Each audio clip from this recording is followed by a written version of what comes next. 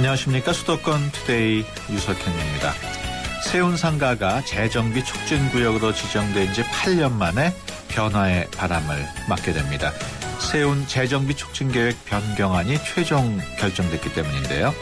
세운상가 재정비 계획 왜 이리 늦어졌고 또 어떻게 변화할지 잠시 뒤에 자세한 얘기 들어보겠습니다. 약간의 위험 부담을 안고서라도 고수익 투자를 하고 싶어하는 분들이 늘고 있습니다. 오늘 부자 가족 만들기 시간에는 비상장 주식 투자에 대해서 알아보겠습니다. 2부에는 법률 상담 있습니다. 복잡한 법률 문제 있으신 분들은 서울 전화 02-771국에 0945번으로 전화 주시거나 짧은 문자 50원, 긴 문자 100원의 이용료 있는 샵 0945로 문자 주시면 됩니다. 법무법인 한별의 조상원 변호사가 상담해 드립니다. 오늘 방송과 관련해서 궁금하신 점이나 의견도 받고 있습니다. 3월 4일 화요일 수도권 투데이 시작합니다.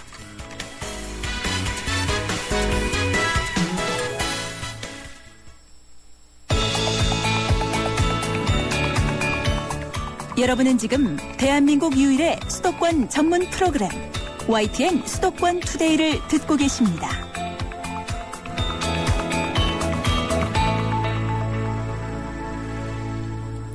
네, 투데이 이슈 점검 시간입니다.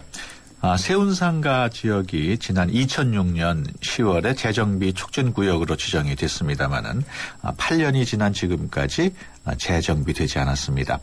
하지만 분할 개발 방식으로 세운 재정비 촉진계획 변경안이 최종적으로 결정되면서 이제 개발이 빨리 이루어질 것으로 기대되고 있습니다. 서울시 도시계획국 역사도심관리과 이명재 도심활성화팀장 전화로 연결해서 자세한 얘기 알아보겠습니다. 안녕하십니까? 안녕하십니까. 반갑습니다. 이명재입니다. 네. 그 세운 재정비 촉진계획 변경안이 발표가 됐는데요. 네. 기존 계획을 바꾸기 위한 법적인 절차는 모두 끝난 거죠? 네, 그렇습니다. 기존의 계획을 변경하기 위해서 그동안 우리 서울시에서는 주민 공람과 종로구의회, 중구의회 의견 청취 그리고 주민들의 공청회 등 관련 절차를 거쳐서 네. 지난 2월 25일 서울시 도시재정비위원회를 통과함으로써 3월 중에 촉진계획 변경안이 고시되면 계획 변경을 위한 법적 절차가 마무리되는 겁니다. 네, 세운상가 재정비 촉진구역으로 지정된 게 벌써 8년 전에 지정이 됐는데 왜 이렇게 오래 시간이 걸린 겁니까? 네, 아시는 것처럼 세운상가 일대가 그동안 건물 노후 등으로 인해서 슬럼화가 가속이 되었고 그래서 세운상가군 일대의 도심 기능을 회복하고 낙경을 전하기 위해서 지난 2006년 10월에 세운상가 일대를 세운 재정비 촉진지구로 지정을 했고 2009년 3월에 재정비 촉진 계획을 수립한 바 있습니다. 네. 그런데 당초 계획에 의해서 그 계획 수립 이후 많은 여건 변화가 좀 있었는데요. 네.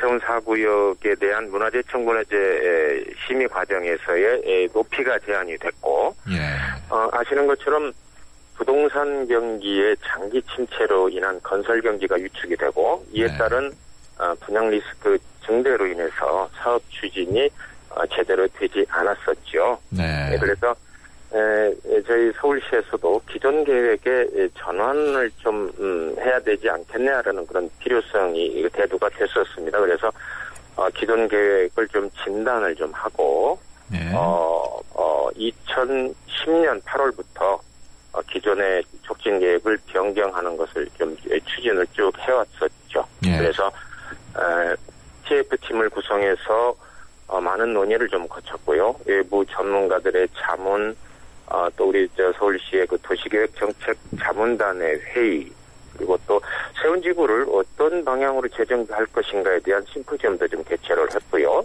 네. 2013년 1월부터 5월까지는 해당 구역 주민들과의 면담도 15회 정도 이렇게 가짐으로써 주민들의 의견을 좀 수렴을 좀 했고. 이번에 그 최종 결정된 변경안의 핵심 내용은 뭡니까?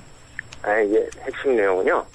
당초 계획은 세운상가군을 전면 철거하도록 돼 있었는데요. 이번 변경 계획안의 핵심을 좀 말씀을 드리자면 전면 철거하려던 세운상가군을 촉진지구에서 분리하고 대로 당분간은 존치하도록 이렇게 했습니다. 네. 그리고 세운상가 콘크리트 건물을 말씀하시는 건가요? 그렇습니다. 이제 종로에서부터 저쪽 폐교로까지 쭉 이어져 있는. 그걸 허물지 않고 그대로 놔둔다.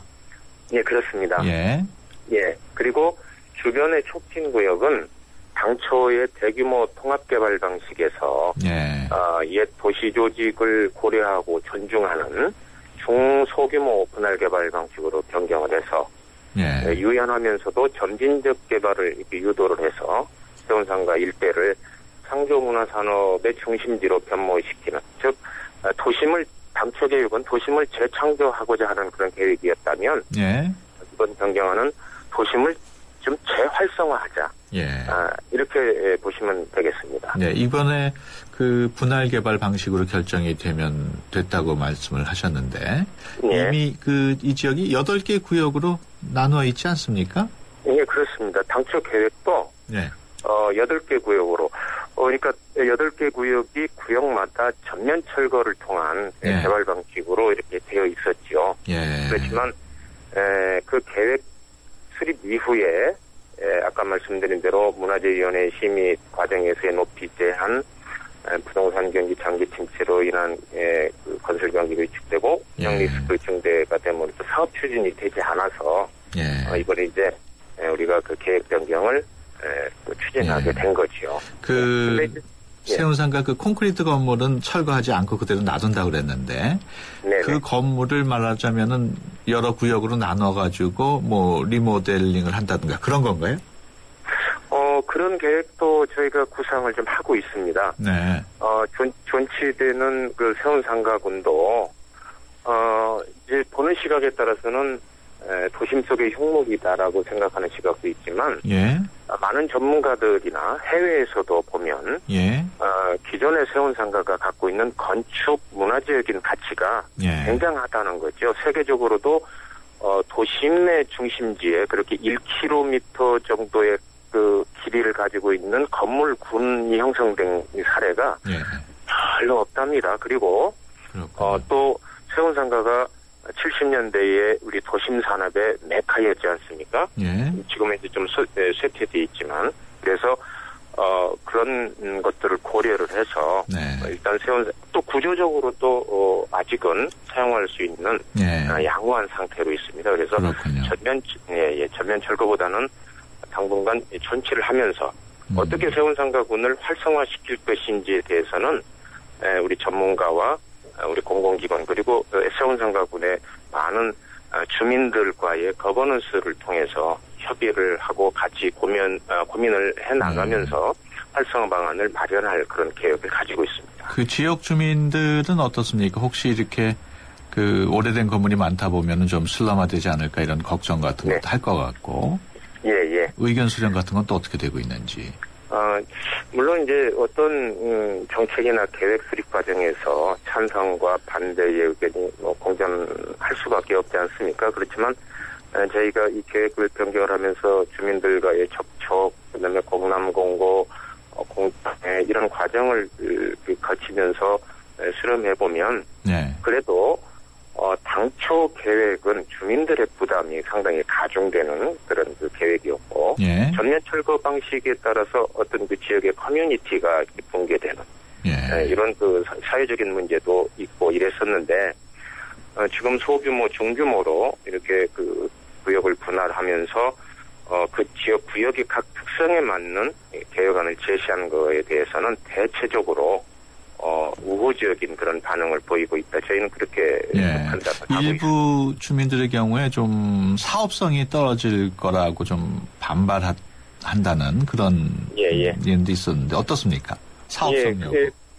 사업성 여부는 글쎄요. 단편적으로 어떤 그 개발 방식을 어떤 특정 개발 방식으로 가는 것이 사업성이 높다. 낮다. 이렇게 단편적으로 이렇게 판단하기는 조금 어렵지 않나 싶습니다. 사업성을 검토하기 위해서는 분양 시점의 용도라든지 분양가, 그다음에 뭐 사업의 규모 등 여러 가지 그 사업성을 판단할 수 있는 기준에 의해서 이렇게 결정이 되긴 되는데요. 예.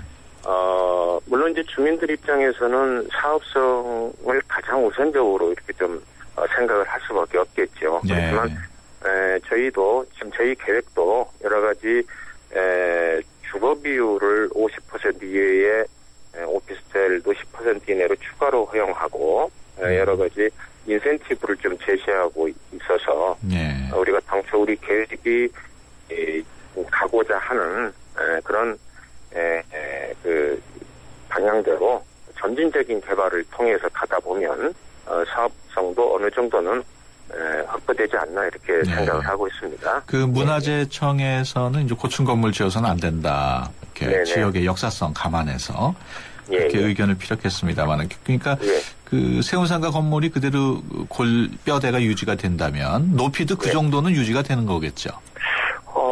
그렇다고 볼 수 있습니다. 네. 이제 이번 변경 계획에서는 저희가 그 사대문 안에 역사 도심으로서의 조화로운 경관 유지를 위해서 종묘나 남산 그리고 이제 그 가로의 특성 등을 고려해서 건축물 높이를 차등 적용해서 스카이라인도 자연스럽게 좀 형성이 되도록 좀 했고요. 네. 개발 규모나 밀도 그리고 이제 기반시설 부담 등 같은 경우도 구역별 특성을 고려해서 조금 높이도 이렇게 차등을 적용을 했습니다. 다만 종묘 쪽에 면하는 종묘에 면하는 종로변과 남산에 가까운 태교리변에 대해서는 건축물 최고 높이를 70m 이하로 하향 조정을 해서 문화재와 자연을 존중하는 이런 계획을 했다고 말씀드릴 수 있습니다. 네, 알겠습니다. 그렇지만 네네, 감사합니다. 지금까지 서울시 도시계획국 역사도심관리과의 이명재 도심활성화 팀장이었습니다. 오늘 말씀 고맙습니다.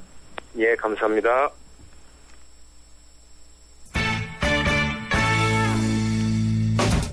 재테크 전문가가 전해주는 우리 가족 부자 만들기 프로젝트.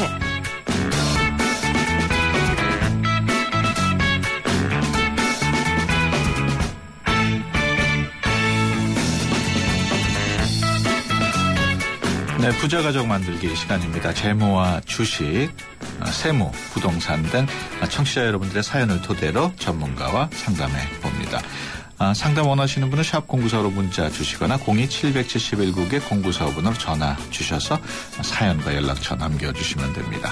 오늘도 재무설계 전문가이신 키움에스 플래너 김영돈 광화문 지점장 모셨습니다. 안녕하세요. 네, 안녕하십니까. 네, 이번 주 첫 번째 질문 제가 소개해 드리겠습니다. 상장하면은 주식으로 교환해 준다고 해서 매입한 주식 교환권이 있습니다. 이걸 팔려면 어떻게 해야 하나요? 참고로 장외시장에서 거래된다고 하는데 절차나 방법을 잘 몰라서요. 비상장 주식을 보유하고 계신 분 같은데 요즘 이분처럼 비상장 주식에 관심을 보이는 분들이 많다고요? 네, 그렇습니다. 그 비상장 주식의 경우에는요, 그 투자 위험이 거래소에 상장된 주식보다 상대적으로 높지만 성장성이 있고요. 또 저평가되어 있는 종목을 잘만 고른다면 상장할 때 높은 수익을 올릴 수가 있습니다. 올 들어서 국내 증시에 상장한 기업들의 주가가 상장한 지 보름도 채 안 되는 기간 동안에 공모가의 3배가 넘게 급등하면서요. 투자자들의 이목이 이 장외 주식 시장에 집중되고 있습니다. 공모주를 청약하는 경우에는 경쟁률이 상당히 치열하고요. 또 기껏해야 몇 주밖에 살 수 없기 때문에 기업 공개가 예정되어 있거나 아니면 상장 예비 심사 승인을 기다리는 그런 기업의 주식들의 가격이 급등하고 있습니다.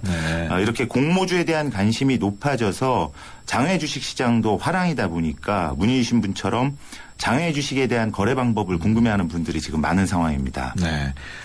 아무래도 비상장 주식 높은 수익을 기대할 수 있기 때문에 관심이 많은데 그런 만큼 위험도 크죠? 네, 그렇습니다. 부동산 투자에서요, 바닥 10년에 천장 1년이라는 말이 있는데 이 말은 장기 투자와 또 매도 타이밍이 중요하다는 의미입니다.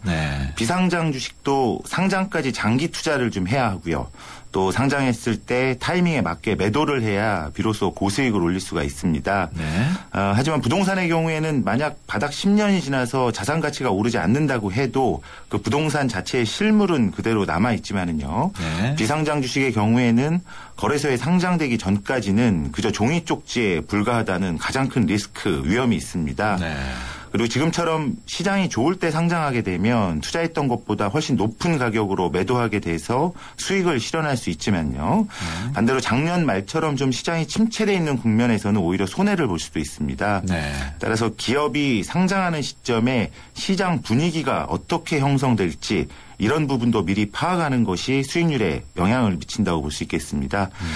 마지막으로 최근에는 장외 가격보다 대부분 공모 시장에서 훨씬 더 높은 가치를 받고 있지만은요. 네. 투자했던 가격보다 공모 가격이 낮게 정해질 수 있는 그런 위험도 있습니다. 네. 비상장 주식은 단기간에 높은 시세 차익을 노리는 전략보다는요. 진정한 장기 가치 투자라는 측면에서 접근하는 것이 올바른 투자 방법입니다. 네.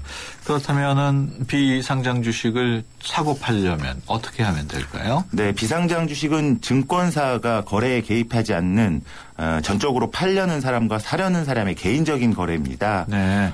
매매 수량과 가격은 물론이고요. 대금 결제와 주식 입고 방법 또 날짜까지 매수자와 매도자 간의 합의에 의해서 이루어집니다. 네. 비상장 주식 거래는요. 한국거래소 같은 제도권 시장이 아니라 주로 소규모의 중개 사이트를 통해서 이루어지는 것이 대부분입니다. 네. 거래는 상장된 주식거래처럼 사려는 사람과 팔려는 사람의 협상에 의해서 이루어지는데요. 금융회사가 개입을 하지 않기 때문에 제약이 좀 많은 편입니다. 네. 비상장 주식에 투자하려면 먼저 중개 사이트에 회원가입을 하고요.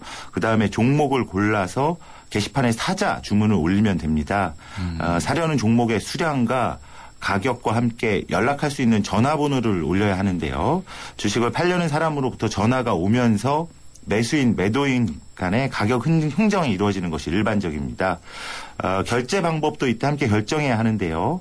상황에 따라서 다르지만 위험을 방지하기 위해서 매도인이 먼저 주식을 매수인의 증권사 계좌로 입고하면 매수인이 매도인의 은행 계좌로 돈을 넣어주는 것이 일반적인 방법입니다. 예, 아무래도 증권사를 통하지 않고 거래를 하기 때문에 결제 위험이 클 것 같은데 어떻습니까? 네, 그렇습니다. 사려는 사람과 팔려는 사람 간의 1대1 거래이기 때문에요. 가격과 결제의 위험성에 고스란히 노출될 수밖에 없습니다. 네. 따라서 거래 전 개인 간의 신원 확인을 철저히 하고요. 또 매수자는 계좌에 주식이 입고되는 것을 확인한 후에 결제하는 것이 좋습니다. 보통 전체 금액의 10%를 계약금으로 치른 다음에 주식을 받고 잔금을 치르는 것이 일반적인 거래 형태입니다. 네. 이러한 결제 위험을 더 낮추기 위해서요. 일정 수수료를 좀 부담하고서라도 장외 주식 브로커, 전문가를 통해서 매매하는 방법도 있습니다. 만약에 지금 문의 주신 분이 보유하고 있는 주권이 통일증권인 경우에는요. 증권사의 HTS, 홈 트레이딩 서비스를 통해서도 주식 이체를 할 수 있어서 좀 더 편리한 거래가 가능합니다. 네. 현재 몇몇 증권사에서 비상장 주식 중개 서비스를 하고 있는데요. 이런 1대1 거래의 번거로움을 어느 정도 해결해 주고는 있지만 증권사를 이용하게 되면 거래 종목이 좀 제한돼 있고 아직까지는 거래가 활발하지 않습니다. 네. 따라서 유동성이 좀 부족한 상황이라고 보시면 되겠습니다. 오는 9월부터는 비상장 주식 거래 방법이 달라지간다고 하는데 어떻게 달라지나요? 네, 오는 9월부터는 비상장 주식을 실시간으로 거래할 수 있는 KOTC라는 장외 주식 시장이 공식적으로 출범하게 됩니다. 금융투자협회가 운영을 맡게 되고요. 지금 현재 프리보드 시장에서 거래되고 있는 52개 기업과 또 신규로 지정되는 90개 기업을 합쳐서 약 140여 개의 비상장 주식이 거래될 예정입니다. 투자자들은 대부분의 증권사 창구나 아니면 홈 트레이딩 시스템을 통해서 이 140여 개 회사의 비상장 주식을 실시간으로 사고 팔 수 있게 됩니다. 네. 이렇게 되면 아무래도 사기 위험이 크게 줄어들 수 있게 되고요.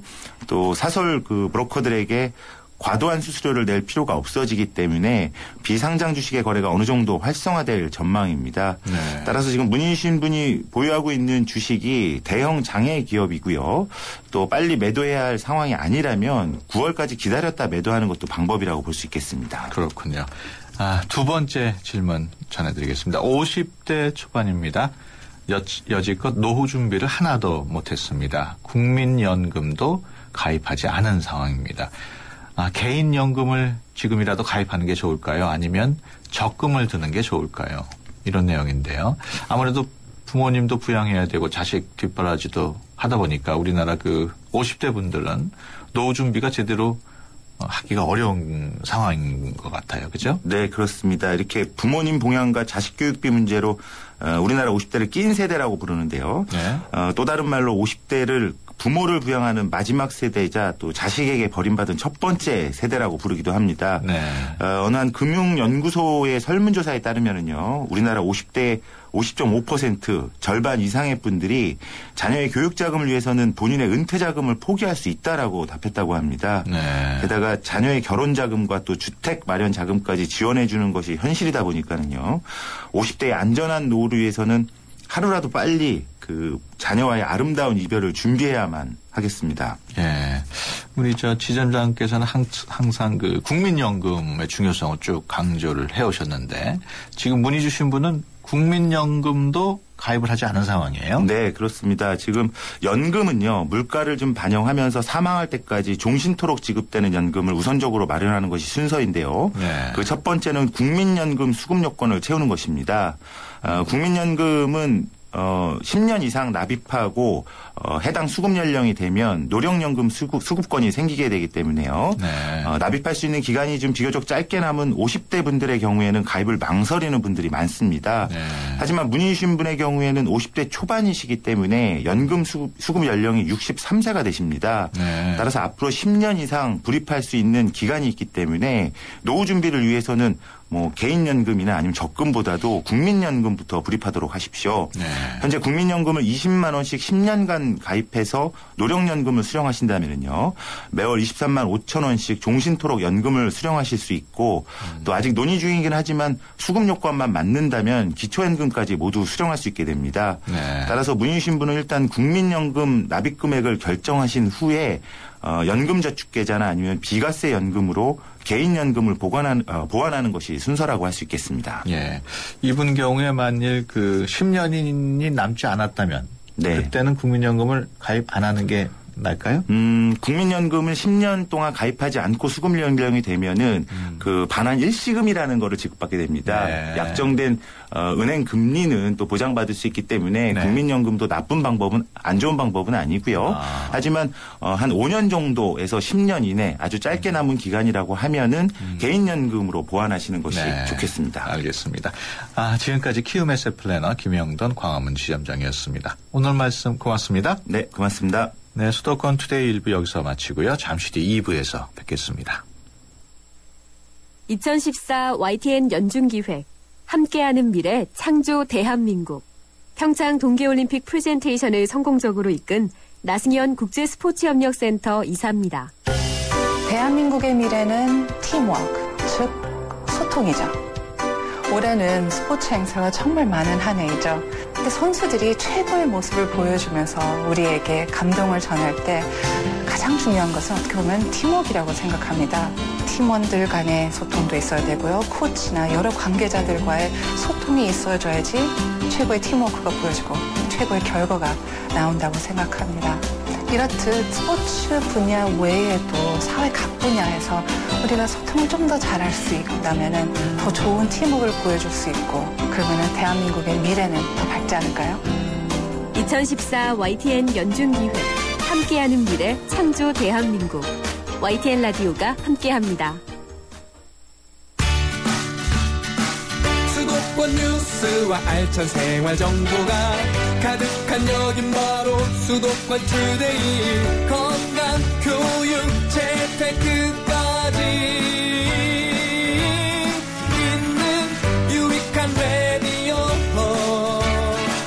수도권 투데이 YTN 수도권 투데이 네, 수도권 투데이 2부 시작합니다. 생활 속에서 발생한 일들에 대한 법적인 관계 어떻게 정리해야 할지 궁금하신 분들 02-771국에 0945로 전화 주시거나 샵 0945로 문자 주시면 됩니다. 짧은 문자 50원, 긴 문자 100원의 이용료 있고요. YTN 라디오 애플리케이션 예스로도 참여하실 수 있습니다. 수도권 투데이 2부는 수도권 뉴스 브리핑으로 시작합니다. 이윤지 아나운서 전해주세요. 네, 수도권 뉴스 브리핑입니다. 김상곤 경기도 교육감이 민주당과 새정치연합이 창당하는 제3지대 신당의 경기도지사 후보 출마를 결심하고 오늘 출마 기자회견을 갖습니다. 김 교육감은 오늘 오전 10시 경기도 교육청에서 기자회견을 열고 교육감직에서 사퇴하겠다는 뜻을 밝힐 계획입니다. 앞서 그제는 안철수 중앙운영위원장이 김 교육감을 만나 3지대 신당에 합류해 줄 것을 요청하고 지방선거 출마에 대한 의견을 나눈 것으로 알려졌습니다. 어제 오후 3시 20분쯤 서울 서초동에 있는 아파트 지하 주차장에서 40살 이모 씨가 흉기에 찔려 숨진 채 발견됐습니다. 건설업에 종사하는 이 씨는 돈 문제로 지인과 함께 아파트를 방문했다가 변을 당한 것으로 알려졌습니다. 어젯밤 9시 45분쯤 서울 창천동 신촌 로터리 근처에 있는 9층짜리 모텔 건물에서 불이 났습니다. 불은 10분 만에 꺼졌지만 안에 있던 투숙객과 직원 등 50여 명이 연기에 놀라 대피하는 소동이 벌어졌습니다. 또 이 가운데 모텔 직원 35살 이모 씨가 기도에 화상을 입고 투숙객 6명이 연기를 들이마셔 병원으로 옮겨져 치료를 받았습니다. 어제 저녁 8시 20분쯤 서울 옥천동 금화터널 위에 있는 야산에서 신원을 알 수 없는 남성이 불에 타 숨진 채 발견됐습니다. 발견 당시 유서는 없었지만 휘발유통으로 추정되는 플라스틱 잔해가 함께 발견됐습니다. 지금까지 수도권 뉴스 브리핑이었습니다.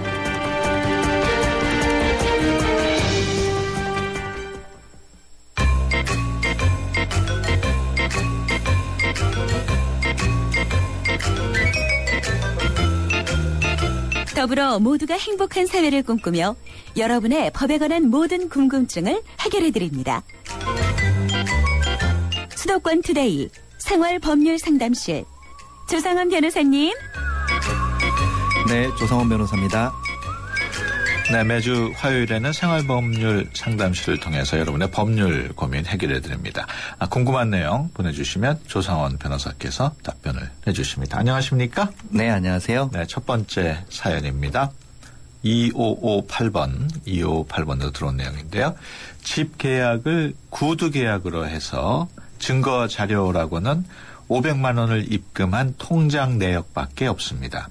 지금 계약 기간이 끝나서 나가고 싶은데 집주인이 융자가 많기 때문에 6개월이 지나도록 집을 보러 오는 사람이 없습니다. 그래서 나가지도 못하고 있습니다. 집주인은 나 몰라라 하고 있습니다. 하루라도 빨리 보증금을 받고 나갈 수 있는 방법이 없을까요? 네. 일단 계약 기간이 끝나면은 집이 나가지 않아도 집주인이 일단 돈을 돌려줘야 하는 거 아닌가요? 네, 맞습니다. 예. 보통 이제 임대차 계약을 체결하고 나면은 이제 기간이 만료되거나 어떤 식으로 해지가 되어서 임차인은 이제 목적물을 반환할 의무가 발생을 하고 임대인은 보증금을 반환해 줘야 될 의무가 발생을 합니다. 이렇게 그 의무들은 따로 새로운 임차인이 들어오지 않더라도 집주인은 그것을 반환해 줘야 할 의무는 이미 발생을 한 것이죠. 다만 임차인의 목적물 반환 의무와 임대인의 그 보증금 반환 의무는 서로 동시 이행 관계에 있기 때문에 임차인이 나가지 않으면 임대인도 사실 보증금을 주지 않아도 되는 겁니다. 그러니까 이분 같은 경우는 상대방 즉 임대인을 채무 불이행 상태로 빠뜨리기 위해서는 본인이 먼저 이사를 가줘야 되는 그런 문제가 발생을 하는 거죠. 이 문의 주신 분의 경우에 어떻게 하는 게 좋을까요? 지금 돈은 돌려받을 수 있을지 모르겠네요. 예, 일단 보증금은 당연히 반환을 받으셔야 될 권리가 있으신 거고요. 다만 이분은 임대차 계약서를 따로 작성을 하지 않은 것으로 봐서 어떠한 그 대항력이나 이런 확정일자 같은 것도 좀 안 받아 놓으셨던 것 같습니다. 그렇기 때문에 이분 같은 경우는 일반적으로 즉 집주인한테 500만 원의 채권이 있다라고 생각을 하시면 될 것 같아요. 예. 비록 뭐 차용증이나 이런 건 없다 하더라도 예. 그 집에 거주를 했었던 사실, 그다음에 그 계좌 내역으로 500만 원을 입금했던 사실, 이런 것을 입증하실 수가 있기 때문에 네. 충분히 그 권리를 행사하실 수가 있고요. 단지 일반 임차권자와 다르게 임차권자로서의 입장이 아니라 그냥 일반 채권자의 입장으로서 네. 채무자의 재산의 어떤 뭐 가압류라든가 이런 절차, 그다음에 지급 명령 절차나 이런 방법을 통해서 반환을 받으실 수 있을 것 같습니다. 네, 이분 경우에는 구두 계약을 했기 때문에 계약서가 따로 없는데 소송까지 갈 경우에 승소할 수 있을까요? 네, 방금 말씀드린 것처럼 구두 계약도 유효한 계약입니다. 네. 단지 그것을 입증하는 데 있어서 서면이 있는 경우와 다르게 좀 어려움이 있다는 것뿐인데요. 네. 이분 같은 경우는 실제로 거기 거주를 했고 그다음에 보증금을 입금한 내역이 있기 때문에 네. 이러한 구두 계약이 있었다라는 것을 충분히 입증하실 수가 있을 것 같고요. 네. 그렇기 때문에 그 500만 원 반환 청구 소송을 제기하신다면 충분히 승소하실 가능성이 있습니다. 그렇군요. 두 번째 상담 사연입니다. 8157번으로 들어온 내용인데요. 이삿짐 센터를 불러서 이사를 했습니다. 그런데 이동 중에 시멘트 바닥이 무너지면서 이삿짐 차량에 바퀴가 빠졌습니다. 관리사무소 사람을 불러 차를 빼려고 했더니 관리소 직원은 저에게 막 화를 내면서 복구하라고 합니다. 이게 제 잘못인가요? 이삿짐 센터에서는 타이어가 펑크난 것 같다고 수리를 요구하는데 이걸 오히려 관리소에서 해결해 줘야 하는 거 아닌가요? 좀 난감한 상황인데요. 네. 그 이삿짐을 싣고 가다가 시멘트 바닥이 무너졌다 이런 내용인데 어떻게 관리사무소에서는 무너졌으니까 복구해라 이러고 네. 있는데 이거를 정말 복구를 해야 되는 건가요? 아니면 네. 관리사무소에 책임이 있는 것 같기도 하고. 네, 일반적으로 도로가 파손이 돼서 사고가 나거나 하게 되면은 네. 그 도로를 관리하는 관리 주체에게 죄송합니다. 네. 관리 주체에게 책임이 발생을 합니다. 네. 일단 그 도로 관리 주체는 그 도로가 훼손이 되지 않고 차량들이 원활하게 다닐 수 있도록 조치를 해야 되는데요. 예. 근데 일반적으로 그 도로에도 만약에 그 도로 상태 자체가 예. 큰 무거운 뭐 덤프 트럭이나 아주 큰 차량 같은 경우는 통행이 제한이 되어 있는 경우에 예. 그렇게 큰 무거운 차량이 다니다가 도로가 파손이 되게 되면 그러한 제한을 위반한 예. 그 차량 소유주가 또 책임이 인정되는 그런 경우가 더러 있을 수가 있습니다. 그렇군요. 근데 지금 사안을 보게 되면 아파트 내에 있는 그러한 그 통행로인 것 같고요. 예. 일반적으로 이사를 하기 위해서는 이삿짐 차가 들어오는 것은 당연히 흔히 있을 수 있는 일이기 때문에 그렇죠. 그런 경우에 그 바닥이 무너졌다라는 것은 오히려 이 그 관리사무소 쪽 예. 한마디로 이 아파트 관리 주체에게 어떤 그런 관리 책임이 인정이 될 가능성이 높습니다. 그렇기 때문에 이러한 사안 같은 경우에 있어서는 이 상담자분이나 그 이삿짐 센터에서 도로를 복구하기보다는 오히려 관리사무소 쪽에서 도로를 제대로 관리하지 않은 예. 그런 책임이 인정될 가능성이 좀 높아 보입니다. 그렇군요. 그 이삿짐 센터 경우에는 또 차 타이어가 펑크 났으니까 이걸 또 수리해달라. 네. 이러고 있는데 이것도 수리를 해줘야 됩니까? 어떻게 사실 방금 말씀드린 것처럼 그 도로가 한마디로 관리가 제대로 안 돼서 땅이 꺼지면서 타이어가 터졌다면 네. 사실 그것에 대한 책임은 이제 관리사무소 쪽에 인정이 될 것이 네. 맞죠. 예. 그런데 이제 이삿짐 센터 같은 경우는 관리사무소에 그거를 청구해서 하기보다는 이러한 그 이삿짐을 의뢰한 예. 사람에게 얘기할 수가 있는데 예. 이런 경우에는 사실 뭐 상담자분께서는 책임이 없다라고 뭐 버티실 수도 있고 그렇군요. 아니면 본인이 대신 그것을 물어주고 나서 나중에 관리사무소와 협의를 하실 수도 있을 것 같고요. 그러면 네. 이분은 어떻게 합의를 해야 될까요? 일단은 관리사무소과 그다음에 이삿짐 센터 그다음에 이 상담자분이 함께 한번 협의를 예. 하셔야 될 것 같습니다. 예. 그러한 또 잘잘못과 관련된 부분에 있어서는 당연히 법률 전문가의 어떠한 그 설명을 듣고 나서 예. 새 당사자가 그렇죠. 원만히 합의를 하시는 것이 가장 네. 좋을 것 같습니다. 알겠습니다. 생활법률 상담실 법무법인 한별의 조상원 변호사 함께 하고 있습니다. 법률 상담 필요하신 분은 50원의 유료 문자 샵 0945로 법률 상담 신청합니다. 라고 적어서 보내주시거나 서울전화 02771국에 0945로 전화 주셔서 성함 그리고 전화번호 남겨주시면 저희가 연락을 드립니다. 계속해서 다음 사연입니다. 2018번으로 들어온 내용인데요. 버스 기사입니다. 버스 운행 전에 차를 세워놓고 기다리고 있는데 같은 회사 승용차가 해당 기사의 과실로 후진하다가 버스와 부딪혔습니다. 가해 차량인 승용차가 약 40만 원을 들여서 버스를 수리를 했는데 같은 회사 차라고 회사에서는 승용차 기사에게 면책금 20만 원 또 저에게도 면책금 20만 원을 부과했습니다. 가해 차량도 아니고 피해 차량인 제가 왜 20만 원을 내야 할까요?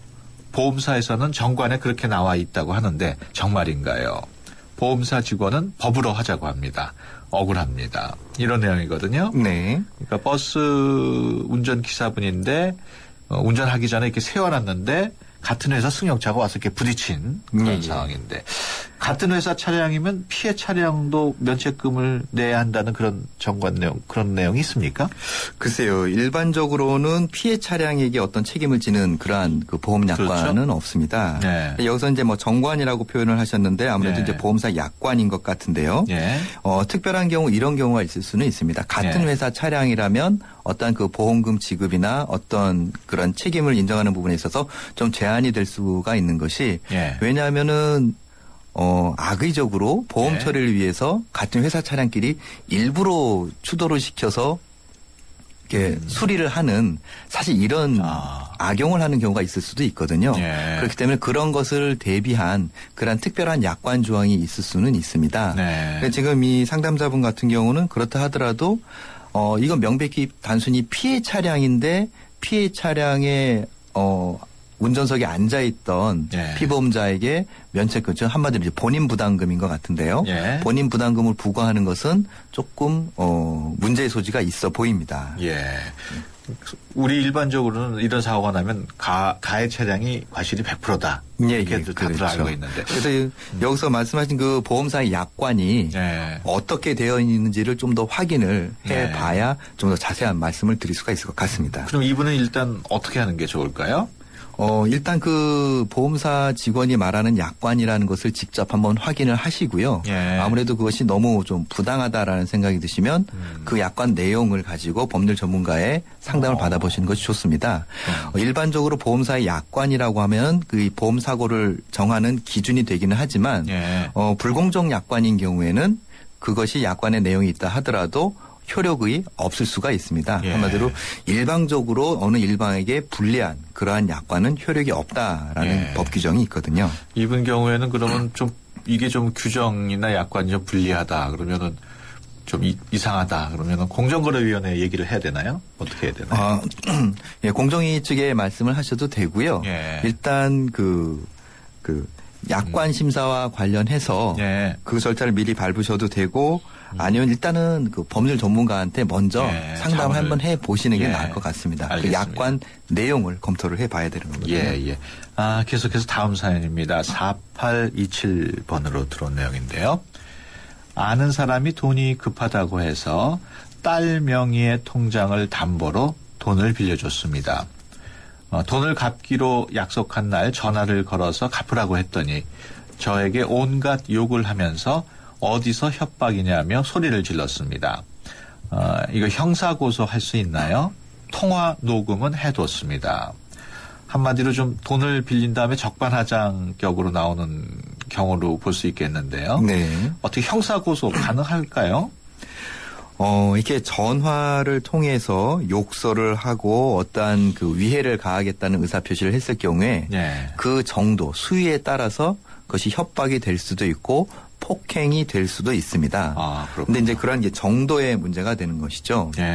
그래서 실질적으로 한마디로 이렇게 욕설만 하는 것이 아니라 구체적으로 내가 너에게 어떤 위해를 가하겠다라는 그런 강한 표현을 하고 그 전화를 받은 사람이 그것으로 인해서 한마디로 위축되고 어떤 두려움을 느낄 정도에 이르렀다면 그것은 협박이 될 수도 있고요. 그리고 갑자기 전화를 통해서 큰 소리를 질러가지고 한마디로 막 고막에 어떤 무리가 갈 정도로 그런 식으로 했다라면 그것은 경우에 따라서 어떤 폭행죄에 해당될 여지도 있습니다. 그렇군요. 이분 경우에 일단 돈은 빌려줬는데 네네. 갚기는커녕 지금 오히려 막 욕을 하는 거란 말이에요. 그러면 예. 돈을 받기 위한 소송은 또 따로 하고 이런 협박 소송 따로 하고 뭐 이래야 됩니까?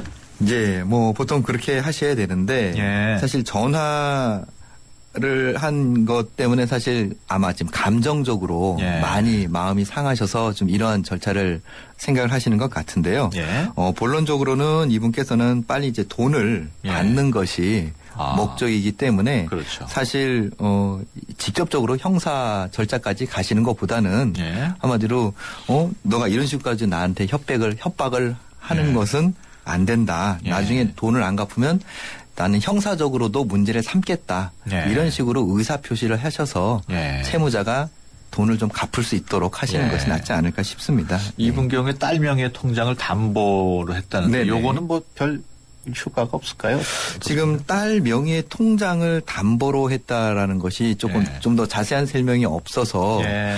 뭐 통장과 도장을 넘겨받으셨다라는 것인지 예. 아니면 통장만 거기에 받았는지. 어떻게 뭘 하셨는지는 예. 잘 모르겠는데 만약에 서면상으로 딸이 보증인이나 예. 아니면 그 딸의 그 은행 채권을 가지고 담보를 하겠다라는 어떤 명시적인 내용이 있다면 예. 사실 그 딸의 은행에 있는 그 예금을 가지고 바로 네. 절차를 밟으실 수도 있습니다. 그렇구나. 하지만 그것을 가지고 직접적으로 뭐 도장이나 통장을 받았다면 위임을 받았다고 볼 수 있지만 네. 단순히 확인 서면을 받은 것이라면 집행하기 위해서는 역시 법정 집행 절차를 밟으셔야 되는 거죠. 그렇군요. 네, 다음 사연입니다. 8418번인데요. 저희 두 아들이 택시를 타고 귀가하던 중에 신호위반 차량 때문에 사고가 났습니다. 작은 아들은 눈 주위가 찢어져서 20여 바늘을 꿰맸고 흉터는 어쩌지 못하고 그냥 합의를 했습니다. 큰 아들은 위쪽 치아 3개가 금이 가고 1개가 부러져서 어떻게 합의를 할 수가 없는 상황인데요. 금이 간 치아는 언제 부러질지 모른다고 했고 쓰여온 치아도 5년에서 7년에 한 번씩 수명이 다 돼서 다시 씌워야 한다고 들었습니다. 현재 앞니로 깍두기도 깨물 수가 없는 상황인데요. 치아는 계속해서 문제가 생길 수 있는데 합의는 어떻게 해야 할까요? 3년이 지나면 보상시효가 소멸된다고 하던데요. 이런 내용입니다. 네. 아들 둘 중에 이제 작은 아들은 합의를 했는데 지금 큰 아들이 합의를 안 한 상황인데 같이 사고가 나도 이렇게 따로따로 합의를 할 수 있나요? 예. 어차피 뭐 사고가 났을 경우에 예. 그 승객 한 명 한 명당 발생한 피해에 대해서 다 별건으로 보험 처리나 그 합의나 이런 것들이 진행되게 됩니다. 예. 그리고 일반 분들이 조금 오해를 하고 계신 부분이 예. 이건 좀 이제 보험사 측에서도 그런 오해를 좀 부추기는 경우도 있는데 어떻게든지 합의를 빨리 해야 좋은 것으로 아시는 분이 있습니다. 예. 그런데 일단 그 교통사고로 당한 피해자분들은 사실 그 후유증이나 상처라는 것이 바로 나타나지 않고 좀 일정 기간 후에 그것이 나타나는 경우도 있고 예. 향후에 정말 추가적인 치료가 필요한 그런 경우도 있습니다. 그렇기 때문에 일단 사고를 통해서 발생한 그러한 상해나 이런 것들은 예. 전부 다 치료를 받으시고 난 다음에 예. 그 다음에 정확하게 어떤 장애율이나 그다음에 향후 치료가 어떻게 될 것인지 이런 것들을 더 의사분들이 그걸 산정할 수가 있거든요. 예. 그렇기 때문에 그런 치료가 다 이루어진 후에 합의를 하시는 것이 오히려 더 적정한 합의를 하실 수가 있습니다. 예. 그 전에 빨리 하게 되면 향후에 어떤 치료가 더 필요한지를 알겠습니다. 확인할 수가 어렵거든요. 3년이 지나면 보상시효가 소멸된다고 이렇게 하셨는데 이게 맞는 얘기인가요? 일반적으로 민법상 불법 행위에 대한 그 소멸시효가 예. 그러한 행위 피해 사실과 가해자를 안 날로부터 3년이라고 되어 있기는 한데요. 예.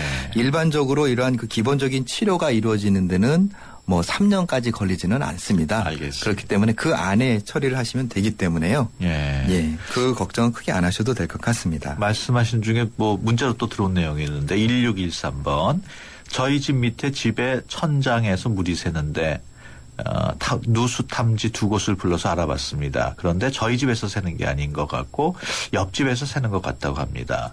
그러면 탐지 비용은 누가 부담해야 하나요? 그러니까 아랫집에서 천정에서 물이 샌다고 해서 알아봤더니 네. 우리 집이 아니고 옆집에서 새는 것 같다 이렇게 얘기한 모양인데 네. 탐지 비용을 누가 내야 될까요? 네. 그렇죠. 그 부분은 뭐 간단하지는 않은데요. 예. 그러한 그 한마디로 책임 있는 사람의 문제라고 한다면 예. 한마디로 그 옆집에서 그게 샜다라고 하면은 결국 이 탐지로 인해서 그 원인을 밝혀진 게 되잖아요. 그렇죠. 그렇지 않다면 원래 그 옆집에서 이거를 했었어야 하는 그런 것도 있기 때문에 예. 아마 원칙적으로 따지면 옆집에서 일부 이 부분을 부담하는 것이 맞을 것 같기는 한데요. 예. 현실적으로 사실 옆집 사람이 이것을 부담하라고 했을 때 예. 선뜻 그 부담할지는 좀 의문입니다. 예, 그렇군요. 지금 문자 말고도 9119번 또 3779번 등 상담 신청이 많이 들어왔는데 그 시간이 지금 부족한 관계로 들어온 내용은 저희가 보관을 하고 있다가 다음 주에 그 내용을 밝히면서 계속 상담을 해드리겠습니다. 그리고 지금 방금 마지막에 네. 그 아들 다치신 분 네. 거기서 지금 계속해서 치료를 5년에서 7년 내에 네. 바꿔줘야 된다라고 하셨는데요. 보통 합의를 하고 향후 치료비를 산정을 할 때 그러한 것까지 다 감안을 해서 산정을 하게 됩니다. 그렇군요. 그래서 향후 몇 년에 한 번씩 그것을 가르는 비용 또 다 포함해서 금액을 산정하기 때문에 그런 부분은 좀 전문가하고 상담을 하셔서 정확한 비용을 산정하시는 게 나을 것 같습니다. 알겠습니다. 지금까지 법무법인 한별의 조상원 변호사와 함께했습니다. 오늘 말씀 고맙습니다. 네, 고맙습니다. 백화점 15% 할인받은 진우 씨, 대형마트 15% 싸게 산 진이 엄마, 대중교통 15% 할인받는 박대리. 이들은 에이블 카드를 쓴다. 15% 할인은 물론 포인트가 CNA에 모여 이자까지 쌓는다. 카드 생활의 리메이크 에셋 에이블 현대증권. 할인 한도 및 자세한 사항은 홈페이지 참조. 커피. 프림의 가장 많은 첨가물 카제인도. 두 번째 많은 첨가물 인산염도. 전혀 넣지 않은 대한민국 단 하나뿐인 커피. 좋은 커피란 이런 것. 커피를 바꾼 좋은 생각. French Cafe Cafe Mix Nouveau.